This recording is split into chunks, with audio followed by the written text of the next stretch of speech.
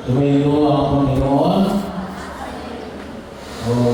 Sino ang magagraduate na sa kamay? Yung iba, hindi tutapal sa kamay, hindi ba magagraduate? Ha? Hindi na sa kamay? Kaya baba na. So, bahagi ho, no? Sa inyong pagka-graduate, ako tawagin natin moving on, no? Kasi sistema natin ngayon ay tawag natin ay kinder, no? Hanggang 12, grade 12, no? Ginawa ang isang buong system. Bagaman meron tayo tinatawag ng intermediate, tapos ay ang elementary, ang tawag ito, ang primary, at yung secondary. Kaya mayroong mga binagdag. Nagkaroon tayo ng dalawang dagdag na taon. So bahagi ho, na una, tatong bagay, nais natin na bigyan ng pag-ibigay para sa araw na ito. Para hindi natin pakinabangan ng paanyaya ng Diyos na alin na nais natin na makatugon sa panawagan ng Diyos katulad ni Jesus. Anong sabi niya? Nais ng Diyos na tayo ay makasama niya. At kasama rin niya nalagin sa lahat na dahil ay umulan at magkamit ng buhay na walang hanggan. Natulpa kayo, no? Sabi na niya, katulad ng ginaya ng Jesus sa balat, ginagawa mo ang itinagagawa sa akin ng Ama. So, ginagawa ba ninyo ang pinagagawa ng Diyos? Ginagawa ba ninyo ang pinagagawa ng Diyos? So, para naman kayo hindi pa nag-uumagahan, no? Ginagawa niyo ba yung pinagagawa ng Diyos? Yan, no? Para bahagi yun, no? Na makita natin, no? Maipamanik natin ng malakas. Una, ano yun? Na makita natin ang mag-ipamagkay. Maraming pinagagawa ang Diyos. Pero yung tatlo nito ay, sabi na natin, ay ma-calculate natin, no? Hindi yung pinakabuod. Una, ay to remember the past with gratitude. Maalala ang nakalipas ng may pasasalamat. May kasabihan tayo sa Tagalog. Ang hindi lumilingon sa pinanggalingan ay anong susunod? Ang hindi lumilingon sa pinanggalingan hindi makararating sa pagkakaroon. Very good. So, makikita natin, we have to remember the past. No? Pinakailangan yung mapaalala yung inyong nakalipas. Maalala ninyo na kayo nag-aral dito. No? Sa bilang bahagi ng masimulan ng inyong paglago. No? Dito kayo ng kinder. No? Nung panahon namin, wala pang kinder. No? Grade 1 pa lang. No? So, ngayon, may kinder na. No? So, bahagi ho, mula kinder hanggang kayo ngayon, makarating kayo ng grade 2. Huwag ninyong kalimutan ang nakalipas, lalo-lalo na iwalin. Hindi yung sino ba nagbuli sa inyo. No? Hindi yun ang inyong dapat na magkalimutan. No? Yung mga nagbuli sa inyo, yung mga nakapoy sa inyo, kalimutan niyo. No? Ano yung dapat ninyong magkalimutan? Yung mga taong dapat ninyong pasalamatan. No? Yung mga taong tumulong sa inyo. No? yung inyong mga guro, no? Na susumikat na kayo ay maturuan, yung inyong mga kaklase, no? Na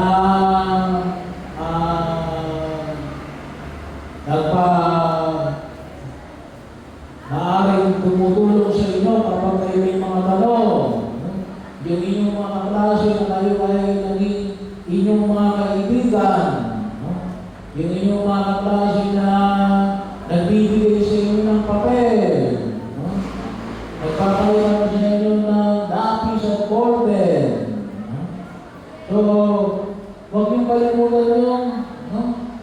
Sana makita natin, sana yung inyong maalala ay hindi yung masamang bahagi ng nakaraan, no? Ngunit ang inyong maalala ay yung masasayang bahagi ng nakaraan, no? Yung puno ng pagpapasalamat. Huwag natin kalimutan na patuloy tayo magpasalamat, no? Bahagi ko yun ang kinakailangan natin tulungan, no? Sabagat kapag kayo hindi marunong magpasalamat, lahat ng makikita nyo ay pangit, no? Lahat ng makikita nyo ay pangit. Okay, mga tao, wala nang ginawang mabuti. At ang nagigila sa kanilang mga kaklase ay pangit, no? Bakit?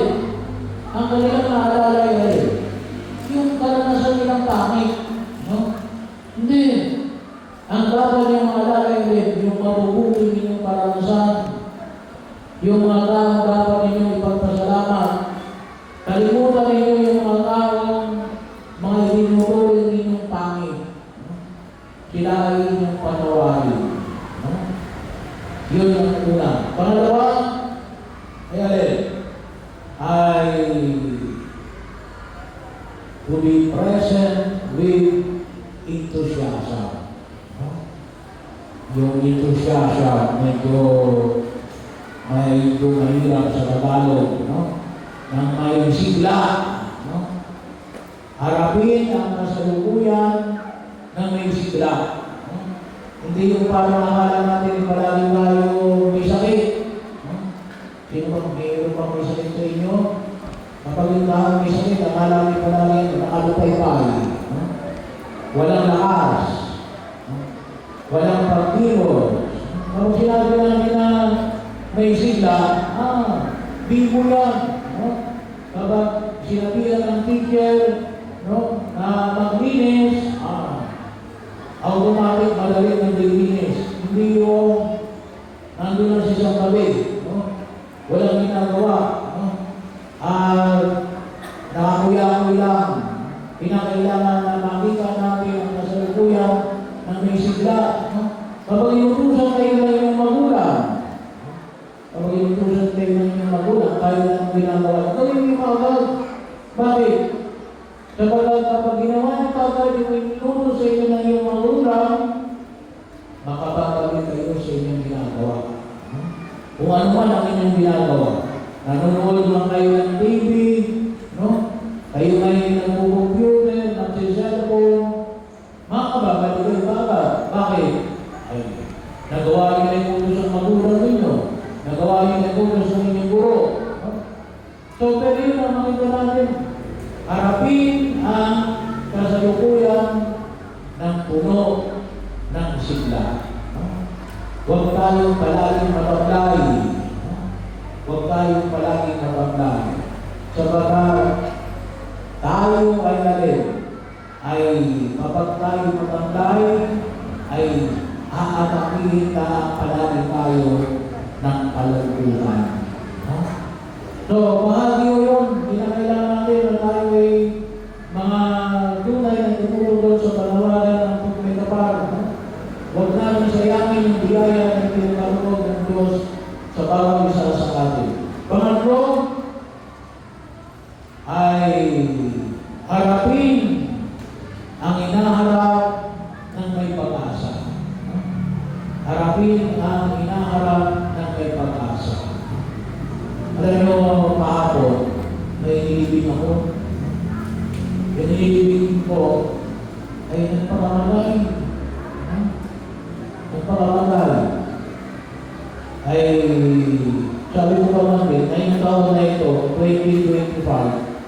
ay tinatawag namin Jubilee Year.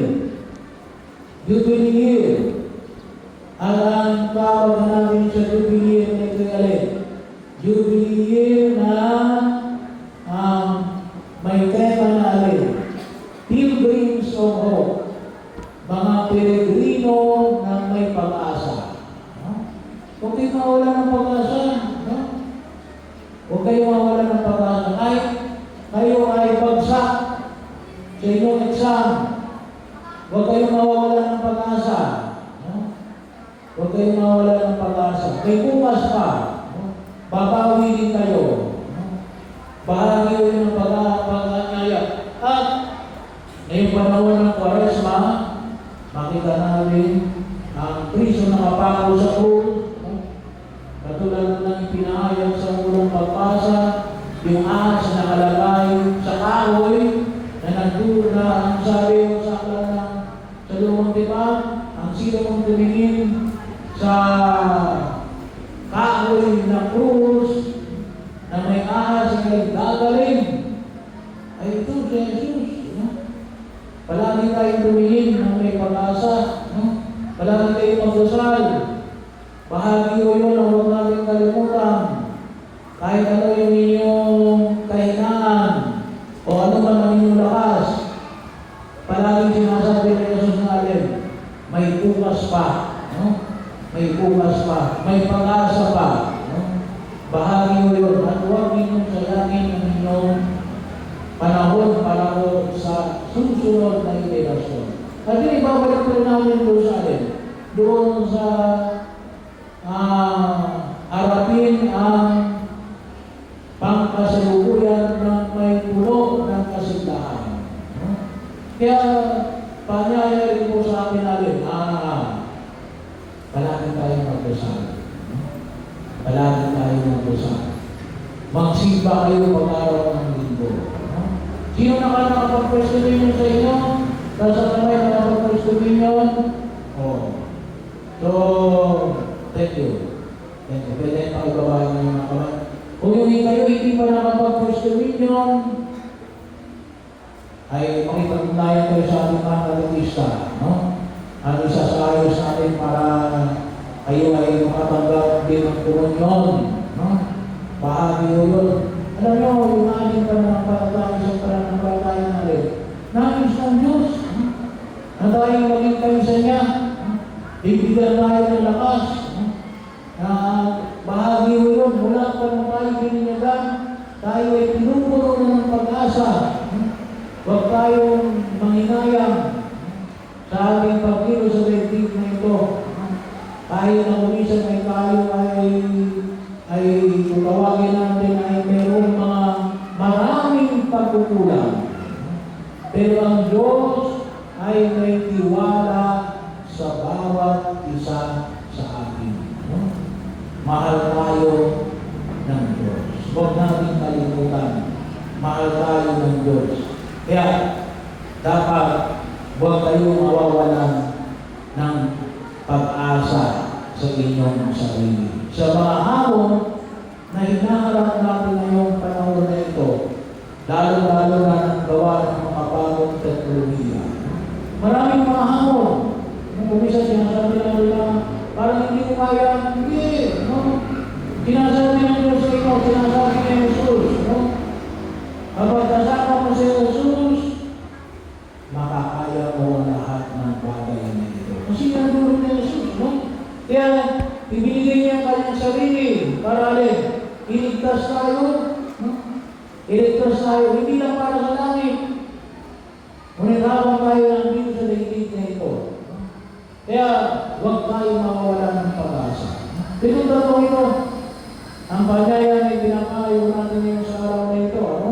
Una, ay magpasalamat, ay alalahanin ang nakalipas ng may pasasalamat. Pakiulit nga,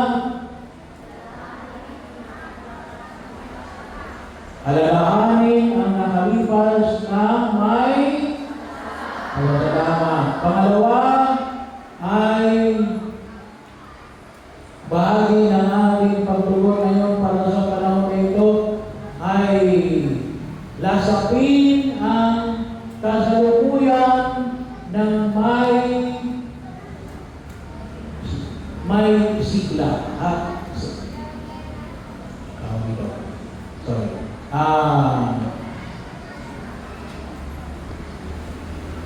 binanggit ko, sarapin ba ba?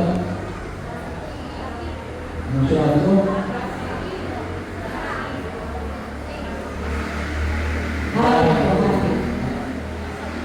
Anong sinabi ko, Lord? Lasapin. Sorry. Lasapin. No? Lalasa. No? No. Lasapin ang kasalukuyan ng may sigla. Ulit. Lasapin ang kasalukuyan ng may sigla. At pangatlo ay